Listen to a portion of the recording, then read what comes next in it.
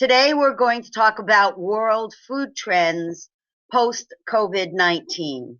And one of the most important effects of COVID-19 is that it's put more attention on health, on healthy eating, on prevention of diseases and conditions, immunity, and that at-risk population that we've all been so concerned about. So as we look at the global food trends, let's start with health. Now, the healthy foods area is one of the largest areas within the global food industry. In February of 2020, the functional foods market was a $267 billion segment. The natural healthy foods segment was $260 billion globally. And as we can see in the graph on the slide to your left, you'll see that Asia Pacific is the fastest growing healthy and packaged food sector as well. Overall, around the world, we find that almost half of people are buying functional and fortified foods. The organic global food market is now $106 billion, up another 6% last year. And the clean label market is $244 billion. Almost as many, about half, say that they prefer all natural foods, and about 4 out of 10 are seriously trying to watch their diet. One of the other things that COVID-19 has done is put a greater interest in consuming more vitamins and minerals and nutrients, and that's good for the future of fortified foods. The top markets for fortified foods in terms of growth are China, Indonesia, Japan, Hong Kong, Vietnam, and Malaysia in the Asian segment. Now, one of the most dramatic changes that we've seen in the last year and a half to 2 years is that consumers have switched to buying for health benefits when they're choosing their foods and beverages. And for the first time, that is a higher influence than clean foods or all natural foods. If we look down the left, we see the new hierarchy of global food choices when it comes to health. On top, we see specific benefits for my body. And interestingly, it's driven by the young adults, not the older adults, as you might expect. So your Gen Z and your millennial generations. Right below it now is this idea of whole, natural, organic, local, and clean foods. Still extremely important. Almost half of global food buyers are saying it's influencing what they're choosing. But now close behind it, we come the entire area of the environment, sustainability, and ethical food choices. And one of the newest areas reflects the adventuresome nature of the food market around the world. And that's that consumers are looking for unique foods. And from a health standpoint, superfoods are part of that. Now, the two things that they are most looking for when it comes to healthy products are fiber and protein. And you can see that on the little graph there around the world. We have a number of other trends that are becoming very important along with the nutrients. And that's the trend to healthy oils. Healthy vegetable and seed oils are projected to grow at a rate of 7% a year for the next couple of years. And one of the fastest growing areas and one of the hottest trends globally are fermented foods and all the wonderful health benefits that they deliver, of course, originating in Asia. Fermented foods are the number one superfood category around the world. And natto is a perfect example of that, delivering hard to get vitamins like vitamin K3, natto kinase enzymes, probiotics, prebiotics, protein, iron, fiber, and more. Now, speaking of protein, there's some new things going on in the protein market. First of all, consumers, particularly in North America and in Europe, are now looking for complete proteins. Soy is a complete protein, pea is not. Now, what's a complete protein?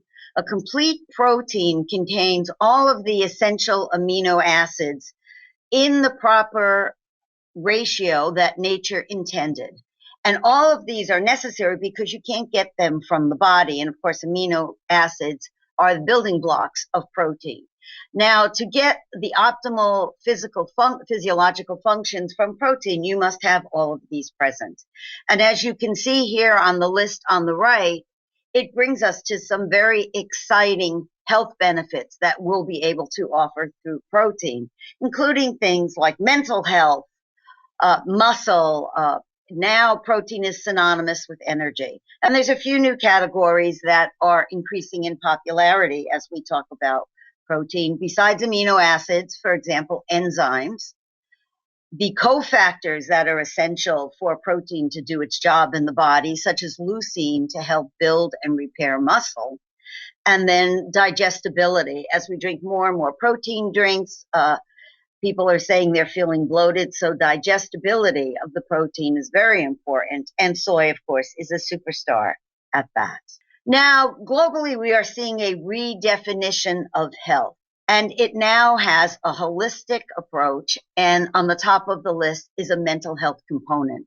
We all know the stresses of the past few months, but truthfully, over the past 3 years, we've seen the emphasis on mental well-being, emotional health, move up in importance around the world. Brain health, for example, is now the 6th overall benefit global consumers are looking for from food. At the same time, we see a greater emphasis on fitness and endurance around the world, and a new category that's been added in the past year, and that's physical strength. And soy and soy protein can be very helpful in achieving these goals. Now, another area of great interest around the world is the microbiome. This is the healthy gut or healthy digestive tract. And we've all been talking about probiotics and prebiotics and symbiotics for years, which is the combination of probiotics and prebiotics. But one of the most important things is research has shown that having a optimal gut health improves brain function, and that has an effect on other parts of the body. So, for example, helping with weight, helping with mood, anti-aging properties. These are some health benefits that consumers around the world are really trying to get from food, and this new movement is going to allow us to do that. Prebiotics, as the data on the right shows, are coming up very quickly. These are the food, if you will, for the healthy bacteria, health-promoting bacteria in your gut. And this is a very fast-moving. Probiotics, of course, is the largest. 54% of all global consumers are aware of the benefits of probiotics. It's a very big market, $69 billion, and now it's set to explode. And Asia Pacific is the #1 area for gut health claims. Now, another very interesting thing has happened when we talk about conditions, and that's globally. This data is only less than a week old on the left, and we see a major change. We see that the issues related to everyday performance, your own physical and mental performance, are now the highest global health concerns. And at the same time, the very important disease conditions such as heart disease and diabetes have fallen to the second tier of worries, for example. So we look on the left, we see that mental sharpness with age, staying mentally sharp, normal activities with age, mobility, a lot of these benefits that impact your everyday functionality have become the most important. And as we see here, I've just put some of the examples of how high the incidence of some of these diseases are, particularly in Southeast Asia. For example, 60% of all diabetics live in Asia. And so these areas are going to need a lot more attention. About a quarter have high cholesterol, and we all know with the heart claims that soy can help us with that. Now, here is the priority of what consumers would most like to get in terms of health benefits from food. We can see we've seen some changes. We see the drop relating to food now. We see heart disease falling off the top for the first time in history. It's down to #4. Weight has gone back on top, weight management. And we see, again, everyday needs like energy and digestive health moving up. Muscle health and strength, which protein will help us get to. Soy protein in particular has moved up. And we see brain function coming in with number 6, as we mentioned before. And some other underlying conditions, such as inflammation, are really gaining in terms of consumer awareness.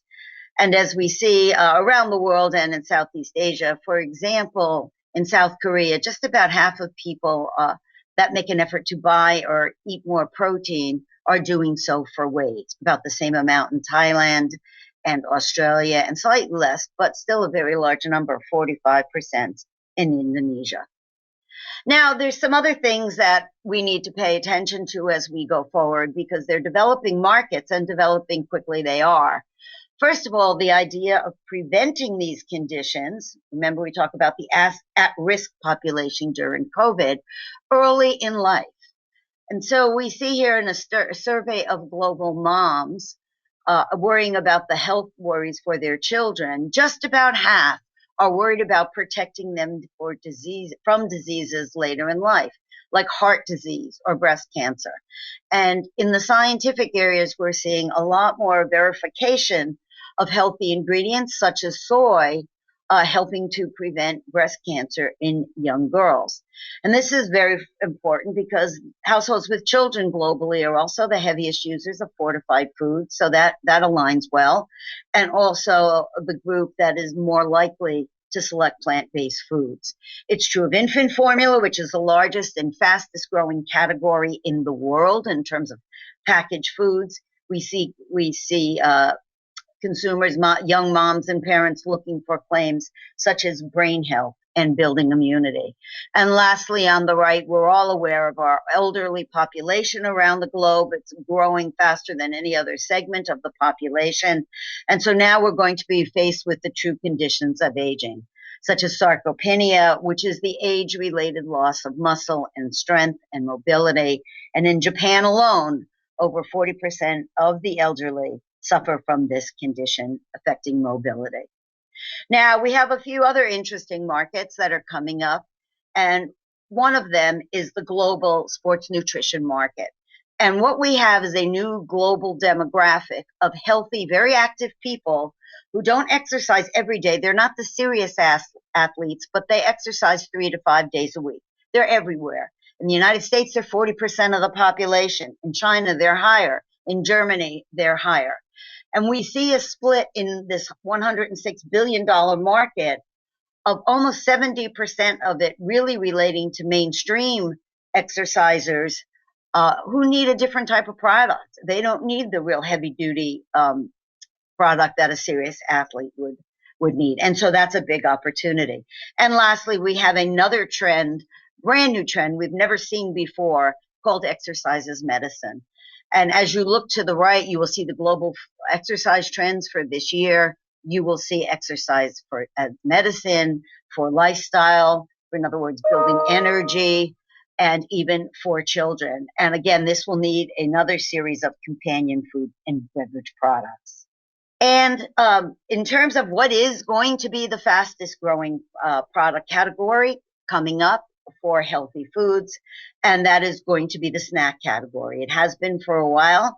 There is a new segment that now represents almost 1/4 of the global snack business, and that's called permissible indulgence. So in other words, the snacks are indulgent. They might be salty snacks or sweet snacks, but they are delivering a health benefit. And down on the bottom, you see that consumers worldwide are looking for snacks that provide energy and probiotics that are vegan or plant-based. Now, let's just touch on plant substitutes or alternatives, as we call them. They're a huge business. The meat substitute area is will be 8.1 billion by 2026. Dairy alternatives even larger, 36 billion. And we have a hierarchy of this within this market. Milk and meats and bars and supplements are the largest categories, but the fastest developing ones are the dairy area. Things like cheese and yogurt and coffee creamers, ready meals are also, and frozen snacks like appetizers are a new market. Among the emerging markets, we see breakfast sausages made from plant-based items as an example, butter, eggs, desserts, and whipped topping. And 8 in 10 global consumers would buy more plant-based milks if they were fortified.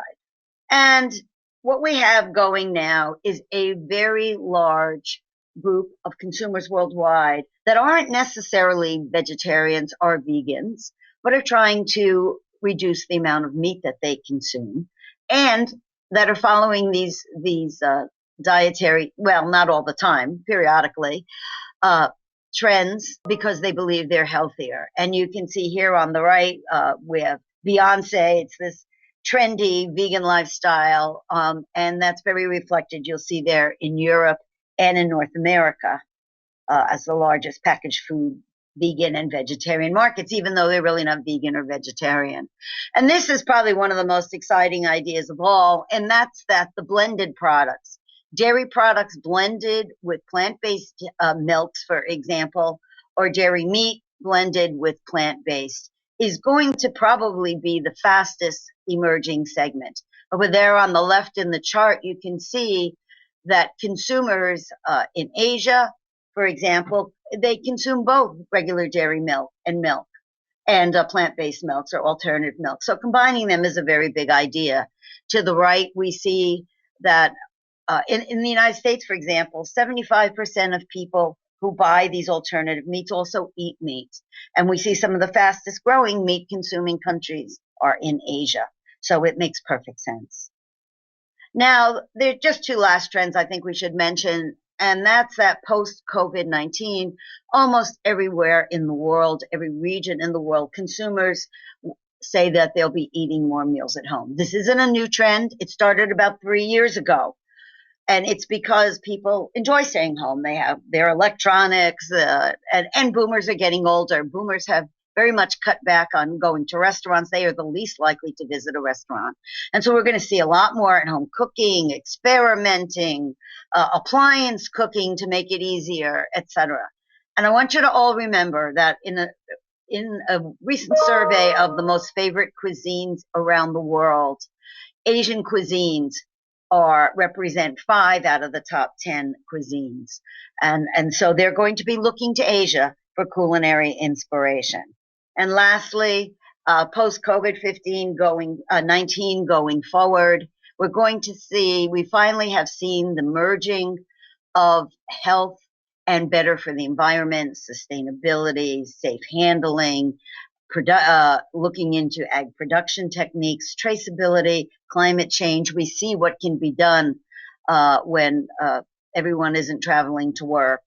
As you see in some of these pictures, where the food came from, we're going to have a local movement right now, but it will go back to the safest, whoever prepares this most safest and sustainable food in the world.